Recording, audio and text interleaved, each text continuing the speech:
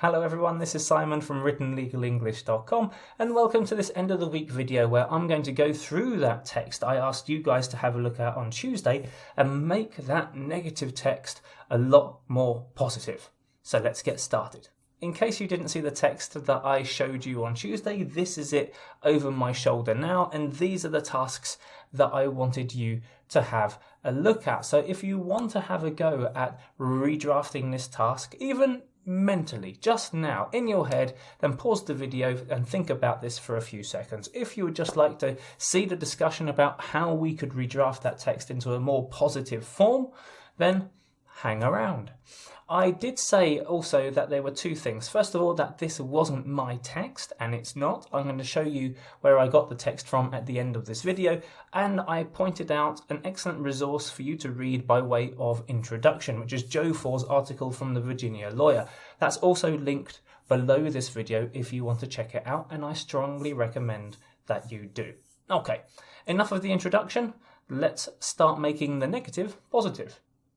Okay, so I asked you to do two things. I asked you to look at the negatives and change them into positives, and to look at the structure and to tabulate. And that's where we're going to start off with, because tabulation, as I've said before in a lot of my videos, is a fantastic thing to do. Why? First of all, it thinks of the reader because you're presenting the information in a much clearer way. You're digging out the information from your first draft. Let's just assume that this is your first draft.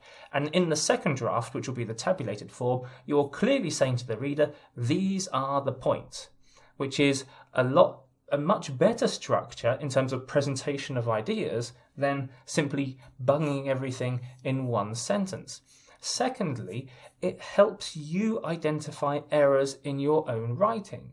So to give you an example, in my job as a proofreader and as a copy editor, I very often have to tabulate a lawyer's writing because lawyers write like this, and then I have to break it down and make it a lot more presentable to the audience who will read it. And so in that process of tabulation, I discover errors, grammatical errors, errors in meaning, errors in parallel phrasing, and other areas. And so I have to contact the original author and I have to say, is this what you meant?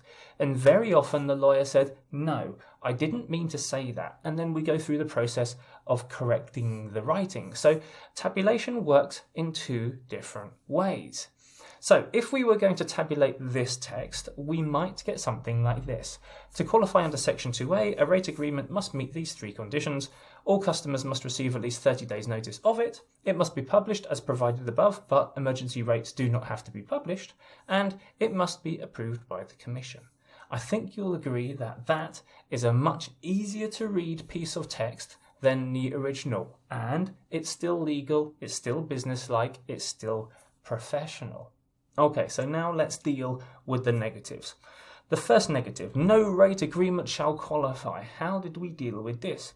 We dealt with this by using an infinitive structure to start off the sentence. Infinitives are a great, powerful, emphatic form. Start off straight away with an action. What is this about? To qualify under Section 2.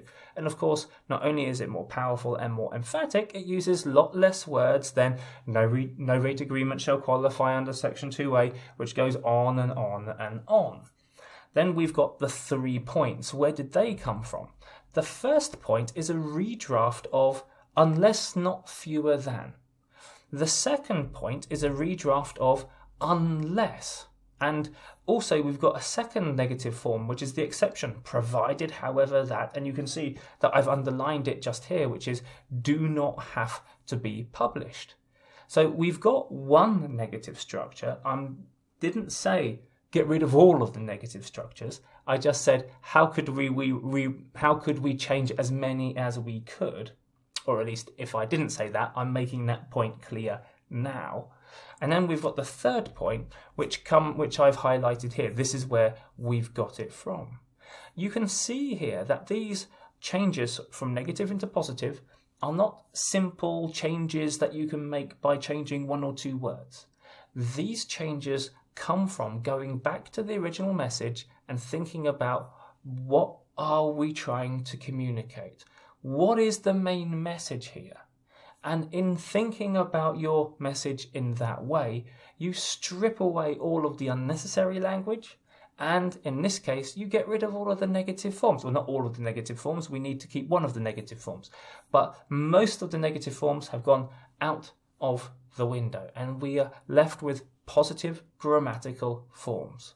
I cover negatives in detail in my online course that you can find on Patreon. And certainly in a number of weeks' time, in the quick lessons that I do on Wednesday, I will also look at negatives, specific aspects of negatives and negative errors in writing. But if you want to find out more about negatives and you want to see where I got this task from, then please check out Richard Widdick's excellent book, Plain English for Lawyers. For not much money, you get what I think is the most important book about plain language if you are starting off. So if you want to know what plain language is, then please go and check out that book above all of the others. And of course, you don't have to buy the 6th edition that you can see here. My book is a used version of the 5th edition, which I picked up for just a few pounds on Amazon. So you don't have to buy the brand new books. You can find them, the used books, very, very cheaply. And this one in particular was in fantastic condition with actually helpful annotations from the previous lawyer that owned it.